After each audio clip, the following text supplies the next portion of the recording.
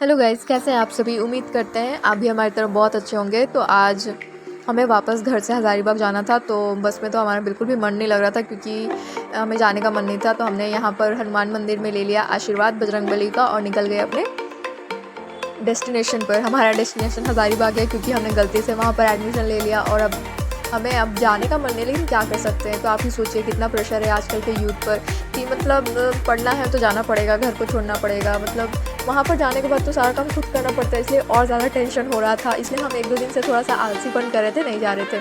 इसी बीच में फिर डिसाइड किया कि चलो चले ही जाते हैं क्योंकि कब तक घर में रहेंगे, वहाँ भी तो पढ़ना है।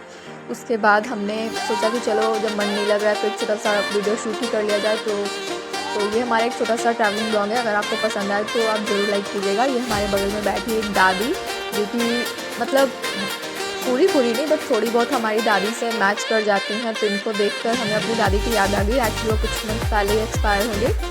तो हम बार बार उनको देख रहे थे, तो उनको लग रहा था कि लड़की क्यों हमको बार बार देख रही है। इसलिए हम सोचे कि अरे बाबा इतना ज़्यादा भी देखना सही नहीं है, क्योंकि उनको लगे कि हम उनको घूर क्यों रहे हैं। तो इसी बीच में हम ट्रैवलिंग कर रहे थे, बाहर देखते देखते जा रहे थे।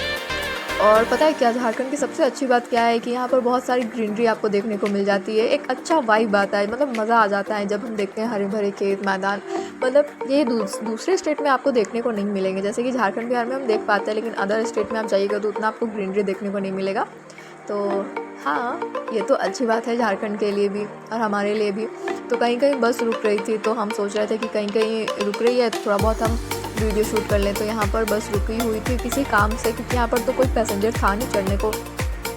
तो आगे बढ़ते क्या करें, इसलिए हम कुछ नहीं कर रहे थे। बस हम अपने फेस को कैमरा के सामने ला रहे थे, इधर उधर कर रहे थे। क्योंकि हम जो हमारे बगल में दादी बैठी हुई थी उनके तरफ जब कर रहे थे तो वो अचानक से देखने लगी आ रही थी। इसलिए हम सोचे छोड़ो भैया, जितना कैमरा से हो पाता है उतना ही करो, किसी के फेस के आगे कैमरा नहीं करना। तो फिर हमने सोचा फाइनली चलो, आज का वेदर काफ़ी अच्छा था। एक्चुअली जब हमने बाहर कैमरा किया तो हमें जो क्लाउड्स दिखे काफ़ी अच्छे लगे, हरे भरे मैदान थे। मतलब एक नेचुरल सी वाइब आ रही थी। और ये बकरियाँ गाय देखकर तो थोड़ी बहुत गाँव वाली फीलिंग आ रही थी, लेकिन अच्छा लग रहा था हमें। उसके बाद जो वो फ्रेश एयर, जो हवा आ रहा था, हमें तो बिल्कुल भी मतलब मज़ा ही आ गया थोड़ी देर के लिए। फिर हम आगे बढ़ते गए और आसपास में तो कहीं बस रुकी नहीं, पर आगे में जाके प्रधान जी का रेस्टोरेंट दिखा जो गुलाब जामुन के लिए फेमस है। अब तो हज़ारीबाग में भी अवेलेबल है। उसके बाद हमने सोचा कि जाना भी ज़रूरी है हज़ारीबाग। अगर नहीं जाएंगे तो फिर हमारे लॉस होगा, फिर हम पीछे हो जाएंगे। सिलेबस एक्चुअली आगे बढ़ जाता है ना, क्योंकि कॉलेज तो हमारे हिसाब से नहीं चल सकता। फिर हम यही सोचते कि वहाँ पर जाएंगे तो रूम में भी काफ़ी सारा काम होगा, रूम के सफाई करना होगा, क्लीन तो करना पड़ेगा ना, क्योंकि क्लीन नहीं करेंगे तो बिल्कुल भी अच्छा नहीं लगेगा। सो फाइनली हम हज़ारीबाग पहुँच गए। और ये टोटो बहुत ही ज़्यादा इरिटेटिंग था क्योंकि वो भैया अच्छे से नहीं चला रहे थे। तो ये रहा हमारा हॉस्टल का रूम।